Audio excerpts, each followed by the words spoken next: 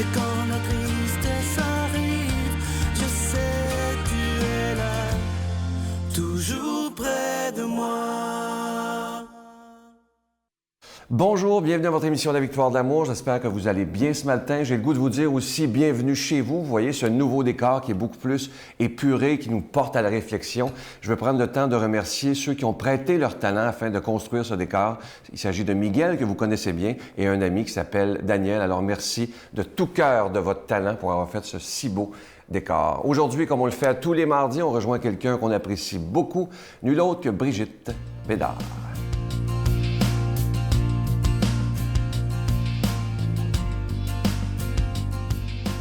Bon matin tout le monde, j'espère que vous allez bien. Alors, aujourd'hui, je veux vous parler de ce que bien des jeunes voudraient, bien des adultes aussi, mais particulièrement quand on est jeune, on veut changer le monde. Alors, combien de fois j'entends ça et puis intérieurement, on voudrait ça. Fait que c'est ça que je disais au Seigneur un jour, il y a quelques années. Puis, je trouvais donc que dans ma paroisse, c'était plate, il se passait rien, puis il faudrait que je change ma paroisse, puis c'est moribond, puis il faudrait que je change ça. Fait que on organise avec l'animateur de pastoral qui est là, on organise une petite réunion. On envoie des invitations à tout le monde, toute la paroisse, les habitués, les moins habitués, puis tu sais, plus qu'une centaine d'invitations, là. Le soir de la réunion, moi je m'attends à avoir une grosse réunion, on veut faire des activités dans notre paroisse. Eh bien, on était 3. J'étais tellement découragée, là. J'étais assise sur ma chaise. Je voulais brailler. J'étais découragée de voir que les gens n'avaient jamais le temps, ça ne leur tentait pas, il y avait toujours quelque chose de mieux. Puis... Fait qu'on était 3. On était 3. Alors, qu'est-ce qu'on va faire? Puis là, bon, l'animatrice, l'agente de pastoral, elle dit, bien, peut-être qu'on pourrait faire une soirée d'adoration. Bon, je dis, bon, OK, l'adoration, ouais, mais c'est pas ça que je voulais faire. Moi, je voulais faire des activités, puis... mais finalement, on passe au vote, puis ils sont 2 contre moi. J'ai perdu.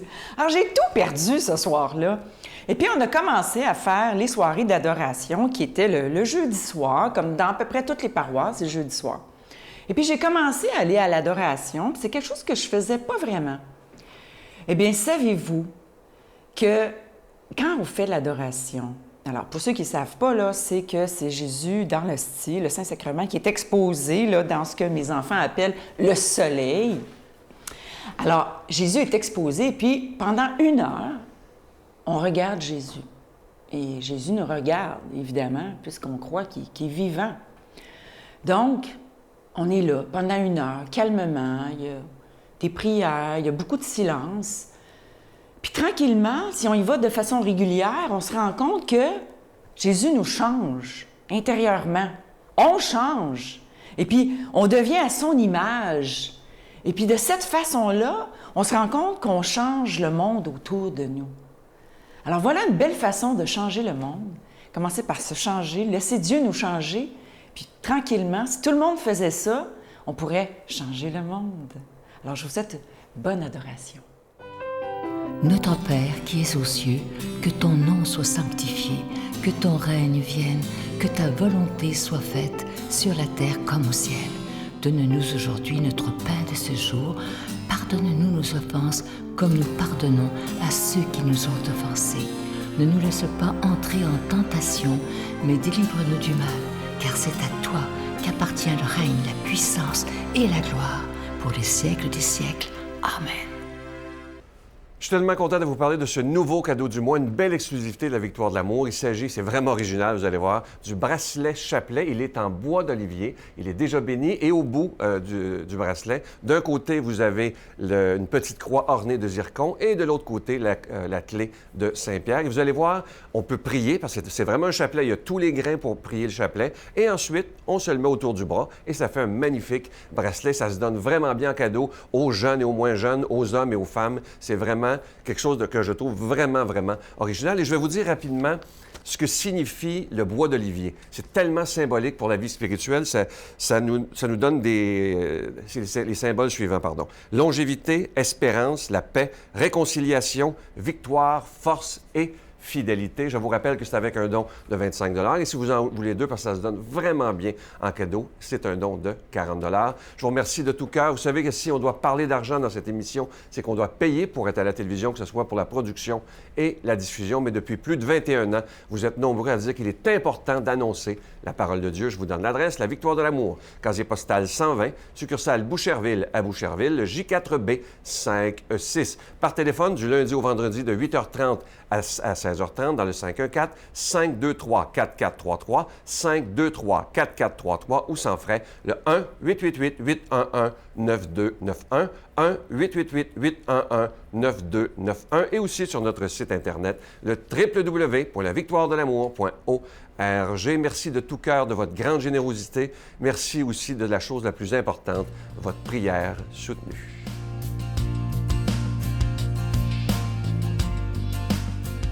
Mon Dieu, donnez-moi la sérénité d'accepter les choses que je ne peux changer, le courage de changer les choses que je peux et la sagesse d'en connaître la différence. Amen. Aujourd'hui, pour proclamer la parole de Dieu, quelqu'un qu'on apprécie énormément, on dit de lui qu'il a tellement une belle profondeur, Éloi Giard.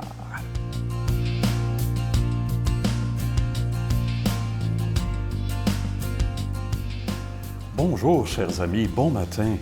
J'espère que vous vous portez bien. Nous voilà déjà au début du mois de septembre, ce qui signifie pour beaucoup la rentrée des classes. Alors, il y aura du nouveau dans la vie de beaucoup de jeunes autour de nous. Tant mieux si c'est du nouveau positif. Dans la foi aussi, on est supposé d'aller de découverte en découverte. C'est pas toujours évident.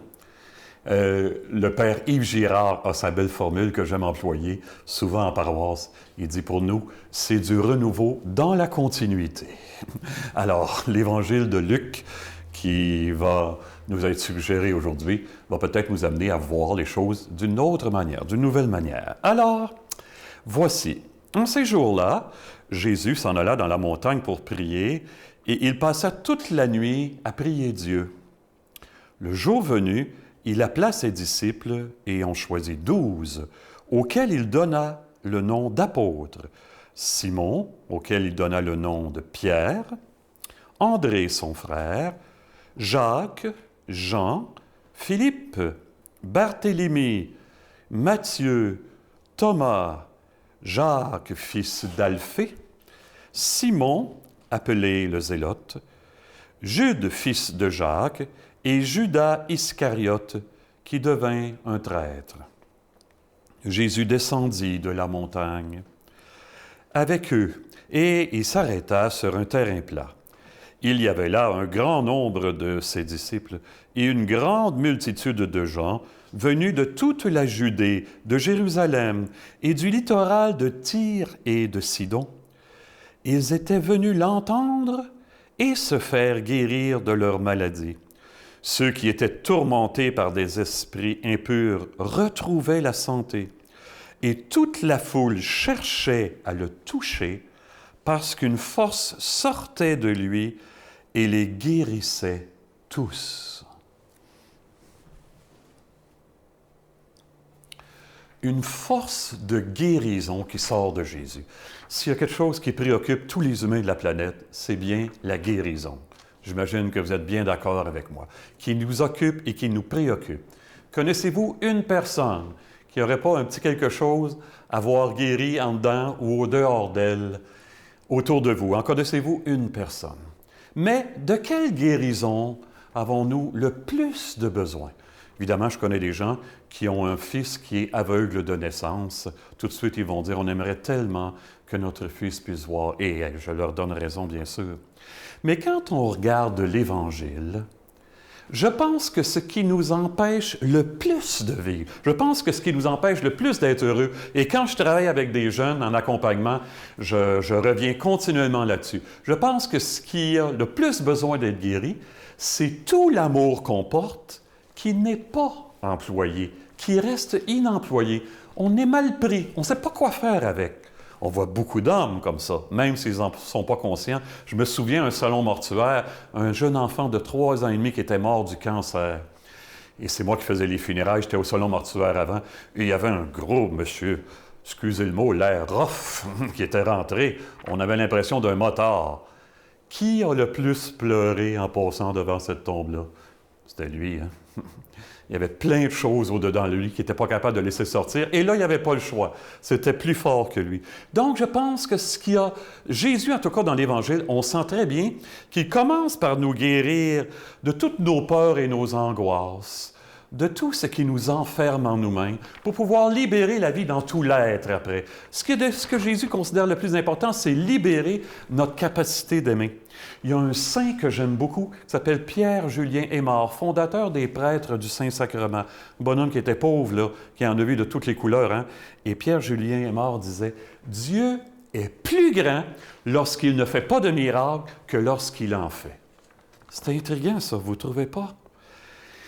Nous, on voudrait telle ou telle guérison, on va laisser Dieu venir au-dedans de nous, achever ce qu'il a commencé, si vous voulez bien. Et Jésus envoie ses disciples en mission. Il envoie ses disciples, ses apôtres. Les apôtres, ça veut dire un envoyé, justement. Il les appelle pour qu'ils soient avec lui et ensuite, il les envoie en mission. Un missionnaire, c'est celui ou celle qui va agir au nom de Dieu, qui va être la présence de Dieu auprès des gens pour lesquels il est envoyé. Je me souviens, cet été, j'ai eu la chance d'aller à Québec plusieurs fois. J'aime beaucoup la ville de Québec. Et dans une galerie d'art, il y avait des sculptures d'un sculpteur français qui s'appelle Marc Petit. Et Marc Petit, j'ai exploré sur Internet après coup, parce que j'aimais ses sculptures, j'ai été voir un peu ces choses. Et il dit dans une interview, le propre d'une œuvre d'art, c'est de poser une question sans donner la réponse. Laisse cheminer la question en temps de toi, face à cette œuvre d'art-là. Laisse cheminer. Eh bien, nous autres, on est des missionnaires, on est envoyés parce qu'on est avec Jésus. Si on écoute la victoire de l'amour, on a le désir d'être avec lui au sens fort le plus possible, pour être ensuite envoyé pour poser la question, qu'en est-il de l'amour dans ta vie à toi? Poser la question et laisser les gens cheminer tranquillement à partir de ça. Que Jésus soit avec nous le plus possible aujourd'hui, qu'il fasse de nous des missionnaires en nous bénissant avec son Père, lui et l'Esprit Saint. Amen. Bonne vie. Je vous salue Marie, pleine de grâce. Le Seigneur est avec vous. Vous êtes bénie entre toutes les femmes, et Jésus, le fruit de vos entrailles, est béni. Sainte Marie, Mère de Dieu, priez pour nous pauvres pécheurs, maintenant et à l'heure de notre mort. Amen.